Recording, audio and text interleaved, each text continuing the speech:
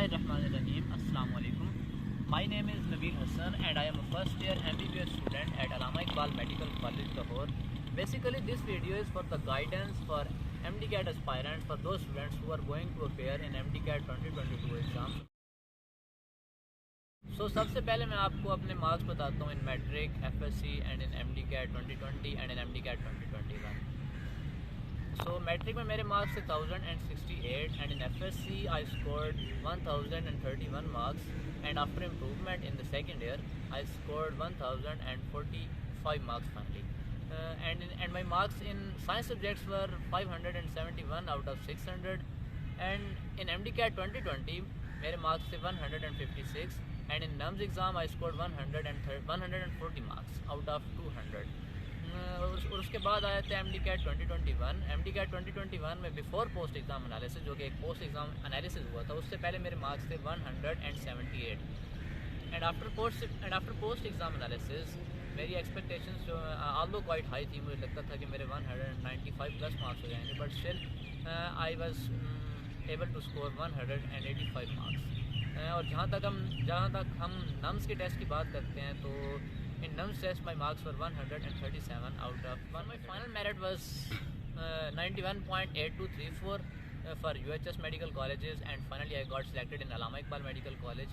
اور اس کے علاوہ نمس کا جو انٹری ٹیسٹ ہوا تھا اس کے تھرو میں آرمی میڈیکل کالج میں as a B D S student بھی سلیکٹ ہوا تھا. So I rejected that B D S offer and I finally selected Allama Iqbal medical college for my future studies. تو میں آپ کو کچھ ایسے پوائنٹس بتاؤں گا، کچھ ایسے ٹرکس بتاؤں گا، کچھ ایسے ٹیکنیکس بتاؤں گا جن کو میں نے بھی اپنے 2 سال کے جرنی میں فالو کیا، and finally I got selected for MBBS، جو کہ میرا بچپن سے خواب تھا کہ میں MBBS کا اسٹوڈنٹ بنوں، میں ایک ڈاکٹر کہلاؤں آگے جا کے. تو مجھے آپ سے بھی یہی امید ہے کہ اگر آپ ان پوائنٹس کو فالو کریں گے، ان ٹرکس کو فالو کریں گے، اور اگر اللہ پاک نے آپ کا ساتھ دیا، جو کہ وہ ہر انسان کا دیتا ہے، کسی انسان کی محنت کو ضائع نہیں ہونے دیتا، تو اگر آپ ان پوائنٹس کو فالو کریں گے اور اللہ پاک ضرور انشاءاللہ آپ کا ساتھ دیں گے، تو آپ کو کامیابی سے دنیا میں کوئی بھی نہیں روک سکتا. اور انشاءاللہ آپ بھی اپنے جو آپ کے ڈریم میڈیکل کالجز ہیں اس سال آپ ان میں ایڈمیشن لینے کی سلیبس کی بات کریں گے. آپ نے سلیبس کون سے فالو کرنا ہے، نمس کے لیے آپ نے کون سے سلیبس فالو کرنا ہے، PMC کے MDCAT کے لیے آپ نے کون سے سلیبس فالو کرنا ہے، آپ نے کون سی پریکٹس بکس یوز کرنی ہے، آپ نے کون سی ویب سائٹس کی مدد لینی ہے، اس کے علاوہ آپ نے کون سے یوٹیوب چینل سے مدد لینی ہے.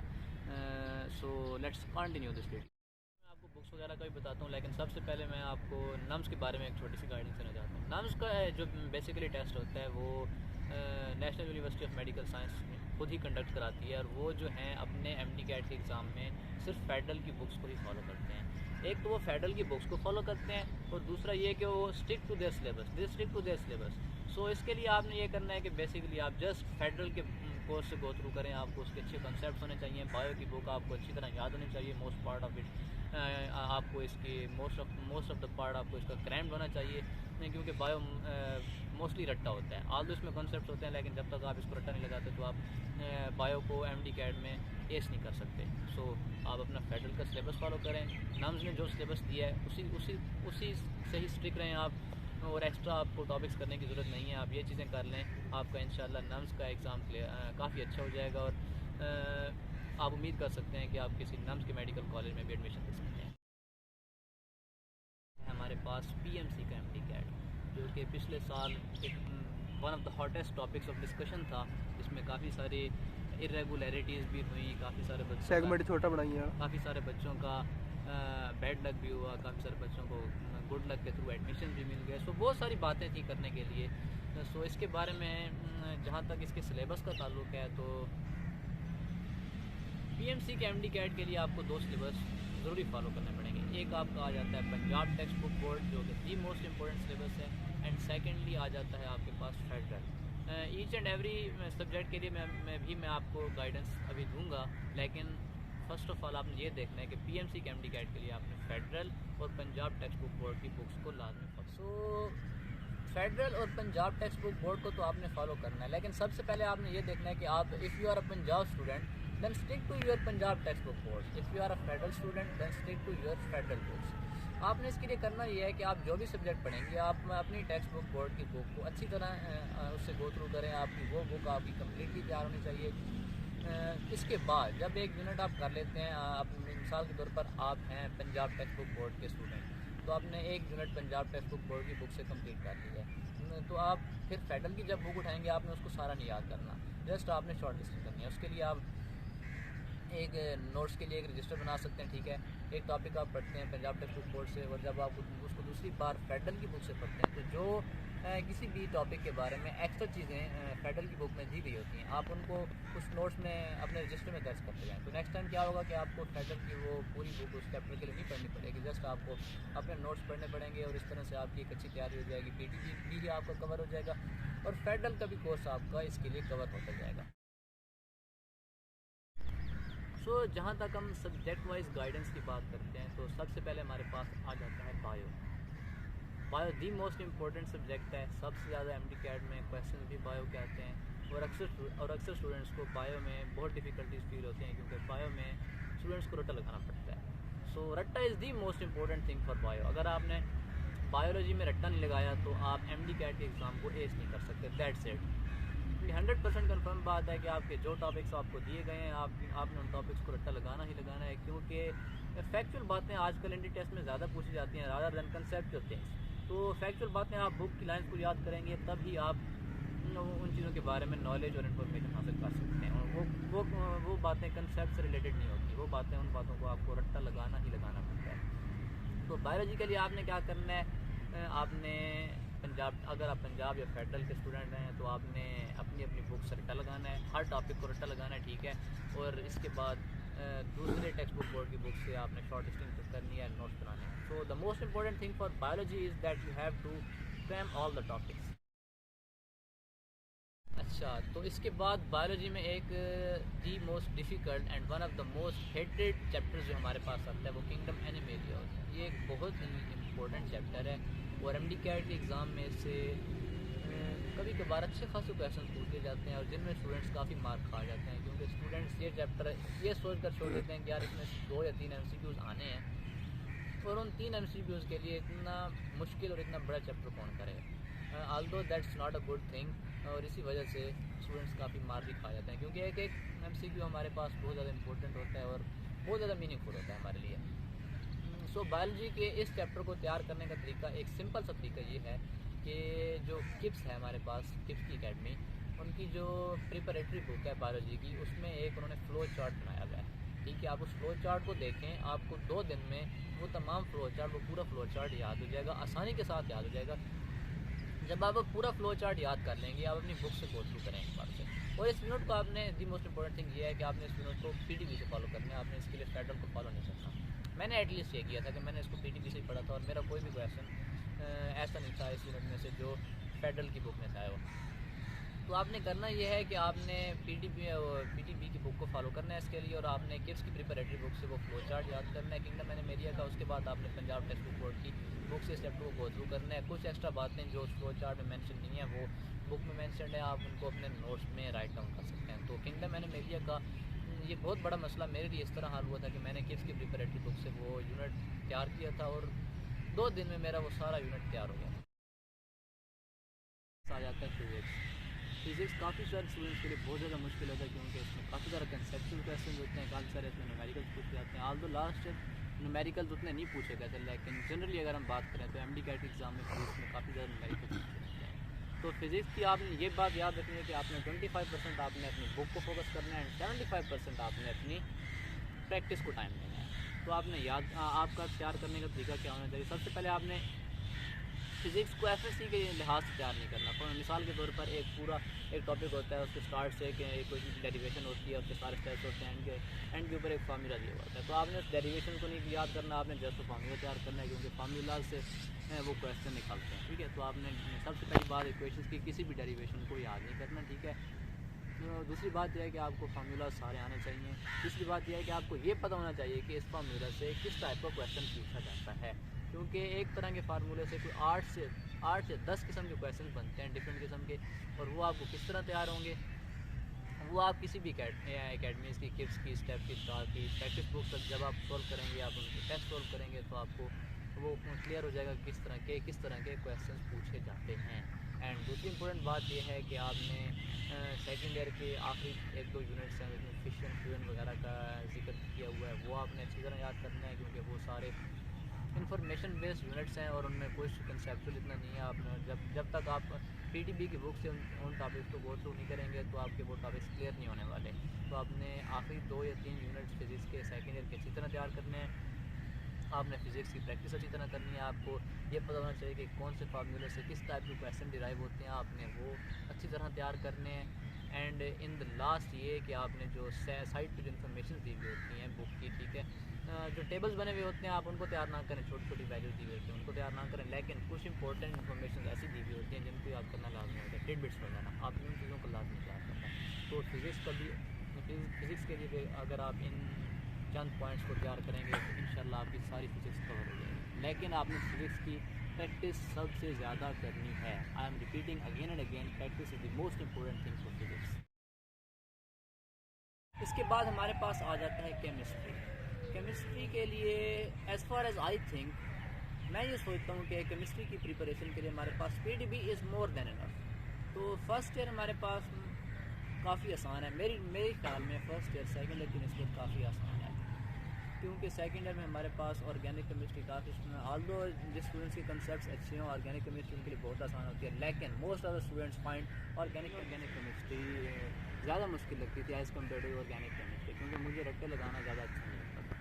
تو ایم ڈی کیٹ کے لیے آپ کیمسٹری کو اس طرح سے پریپیئر کریں کہ آپ نے فالو کون سا سلیبس کرنا ہے, پنجاب ٹیکسٹ بک بورڈ. آپ نے اس کے کنسیپٹس اچھے بنانے ہیں. پہلی بات یہ اس کے کنسیپٹس آپ کے اچھے ہیں, اسپیشلی فار آرگینک کیمسٹری. کون سے ریئیکشنز کیسے ہو رہے ہیں, کس ریئیکشن کا میکانزم کیا ہے, کون سے ریئیکشنز الیکٹروفلک ہیں تو یہاں پہ ہمارے پاس کیا پروسیجر ہوگا, اگر نیوکلیوفلک ہیں تو ان کے کیا پروسیجرز ہوں گے, کون سا کیٹلسٹ یوز ہوگا تو ہمارے پاس کون سا پروڈکٹ بنے گا, کون سا کیٹلسٹ یوز ہوگا تو کون سا کوئی ڈفرینٹ پروڈکٹ بنے گا. اس کے علاوہ کنڈیشنز کیا ہوں گی, کتنا ایٹماسفیئرک پریشر چاہیے, کتنا ہمارے پاس ہیٹ چاہیے, یہ ساری چیزیں آپ نے تیار کرنی ہیں. اس کے بعد آپ نے ایک اور چیز یہ دیکھنی ہے کہ اکثر اسٹوڈنٹس یہ بات چھوڑ دیتے ہیں. ہمارے پاس آرگینک کیمسٹری ہمارے پاس ہر ہمارے پاس فنکشنل گروپ کے اینڈ پر اس کے انڈسٹریل یوزز دیے گئے ہوتے ہیں, جن کو اکثر اسٹوڈنٹس چھوڑ دیتے ہیں. میں نے بھی اپنی ایم ڈی کیٹ کی فرسٹ ٹائم میں ان ٹاپکس کو یاد نہیں کیا تھا, لیکن اس سال میں نے یہ غلطی بالکل نہیں کی, اور میں نے دیکھا بھی صحیح کہ ایم ڈی کیٹ میں بہت زیادہ questions in industrial uses of organic compounds پوچھے ہوئے تھے. ہر فنکشنل گروپ کے آرگینک کمپاؤنڈ جو ہوتے ہیں ان کے ہمارے پاس جو انڈسٹریل یوزز ہوتے ہیں وہ ہر ٹاپک اینڈ پہ دیے ہوئے ہیں. آپ نے ان ٹاپکس کو لازمی تیار کرنا ہے. آپ نے ان ٹاپکس کو تیار کرنا ہے. آپ نے ٹرانزیشن میٹرکس کے چیپٹر کو اچھی طرح تیار کرنا ہے, کیونکہ وہ بہت ہی امپورٹنٹ چیپٹر ہے, ٹھیک ہے. اس کے بعد فرسٹ ایئر آپ کی تقریباً پوری ہے. کچھ یونٹس ہیں وہ آپ ان کو تیار نہ بھی کریں تو اتنے امپورٹنٹ نہیں ہے. اگر آپ وہ مجھ سے کانٹیکٹ کریں گے تو میں آپ کو ان کے بارے میں فردر ڈیٹیل بھی بتا دوں گا. لیکن آرگینک کیمسٹری کے بارے میں نے آپ کو جو امپورٹنٹ باتیں بتائی ہیں وہ آپ نے یاد رکھنا ہے. اور دوسری ایک امپورٹنٹ بات یہ ہے, بایولوجی میں آپ کو اتنی پریکٹس کی ضرورت نہیں ہے جتنی آپ کو کیمسٹری میں پریکٹس کی ضرورت ہے. بایولوجی میں آپ 75% آپ نے اپنی بک کو فوکس کرنا ہے, پھر 25% آپ نے پریکٹس کرنی ہے. اینڈ فار کیمسٹری آپ نے دونوں چیزوں میں بیلنس رکھنا ہے. 50% آپ کی پریکٹس ہونی چاہیے اور 50% آپ نے اپنی بک کو فوکس کرنا ہے. تو یہ دو چیزیں آپ کے لیے بہت زیادہ امپورٹنٹ ہیں. انشاءاللہ یہ چیزیں آپ کو کافی زیادہ کام آنے والی ہیں ڈیورنگ دا نیکسٹ 3 months. چند جنرل ٹپس میں آپ کو دینا چاہوں گا جو کہ میں سمجھتا ہوں کہ کافی امپورٹنٹ ہوتی ہیں اسٹوڈنٹس کے لیے. سب سے پہلی بات یہ ہے کہ آپ نے پریکٹس کس طرح کرنی ہے.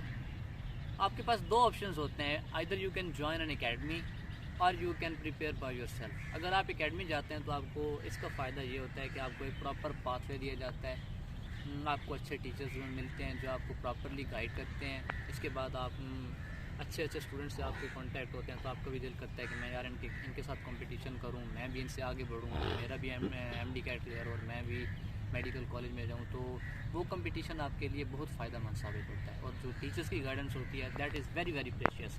آئی پرسنلی فیل کہ ایم ڈی کیٹ کے لیے کسی بھی اسٹوڈنٹ کو اکیڈمی جوائن کر لینی چاہیے. جتنا بھی بریلینٹ اسٹوڈنٹ ہو, میں یہ سوچتا ہوں کہ اس کو ایم ڈی کیٹ کے لیے اکیڈمی جوائن کر لینی چاہیے.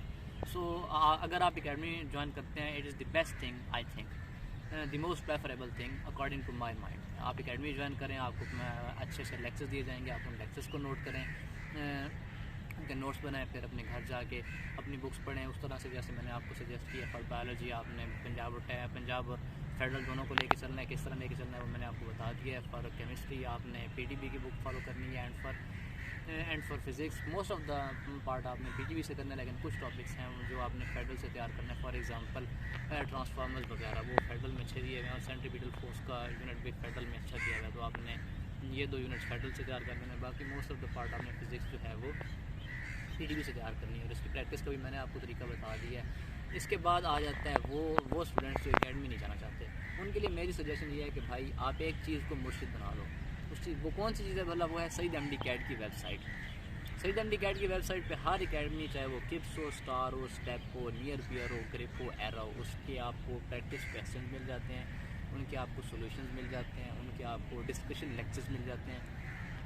تو آپ اس ویب سائٹ کو ایک پراپر وے میں فالو کریں. سب سے پہلے آپ کوئی بھی ایک اکیڈمی پکڑ لیں. مثال کے طور پر آپ نے کپس پکڑ لی، اس اکیڈمی کے آپ لیکچرز ڈاؤن لوڈ کریں. ٹھیک ہے، آپ ان لیکچرز کو وہاں سے لیں.